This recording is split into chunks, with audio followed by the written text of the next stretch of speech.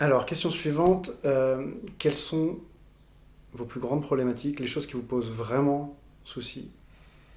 Alors, ce qui nous pose le plus de problèmes, c'est la baisse des dotations, bien sûr, puisque notre commune vit avec une enveloppe de 47 000 euros de l'État. Alors, heureusement que nous avons quelques loyers, à peu près 30 000 euros qui rentrent tous les ans, mais au total, on vit avec 170 000 euros. Et vous Et savez, avant, vous viviez avec combien? avant, c'était dans les 200, 210. C'est D'accord. pas énorme, mais bon, c'était quand même mieux. Mais tout doucement, on nous baisse.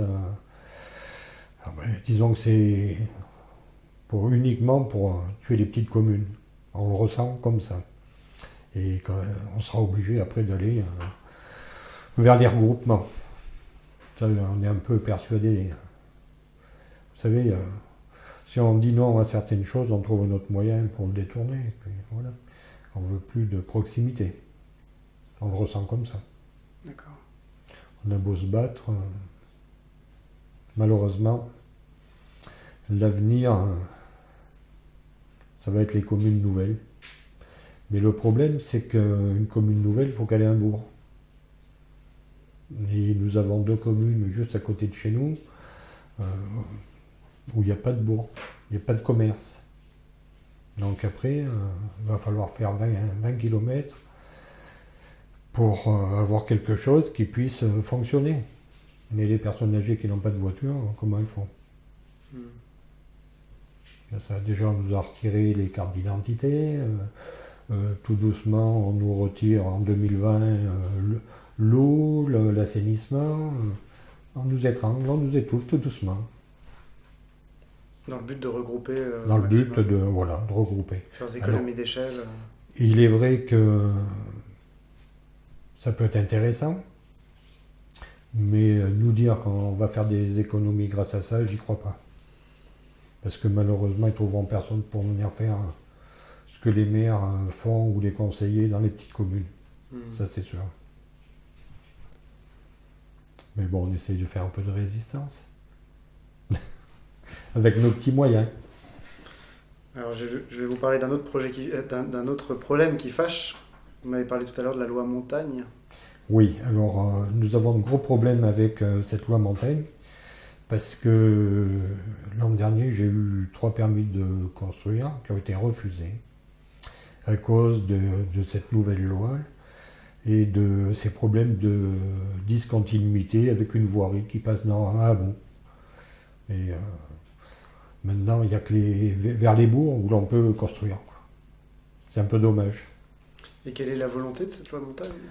Alors la loi, c'était de préserver un petit peu le monde rural, quoi, ce qui est original. Mais Pourtant, tout est magnifique ici, tout est magnifique, et puis sans cette loi. tout doucement, on va mourir là aussi. Il faudrait qu'elle soit un petit peu modifiée. Enfin, du moins quelques décrets. Mais Bon, alors, on nous promet beaucoup, mais il n'y a rien qui se passe. C'est dommage. Puisque j'ai perdu l'an dernier la possibilité d'avoir un centre de formation qui aurait ramené des emplois.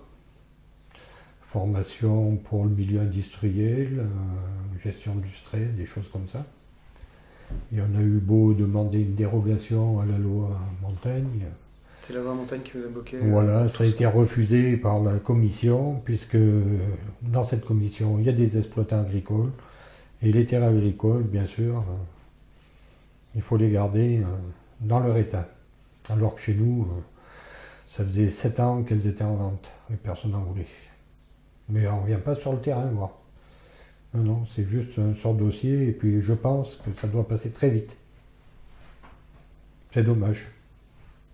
Parce que ça permettrait de développer un peu ça aurait permis de développer la commune. On avait envisagé de construire d'autres logements justement pour ça, pour recevoir les gens qui seraient venus en formation.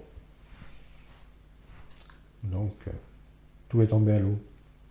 Et vous m'avez dit, en plus, votre dossier était très solide. Ah oui, oui, là, il Vous était très avez solide. Et beaucoup puis, travaillé votre... c'est vrai que même notre sénateur a essayé d'appuyer. Et puis, non, ça n'a pas marché. Donc, à la fin,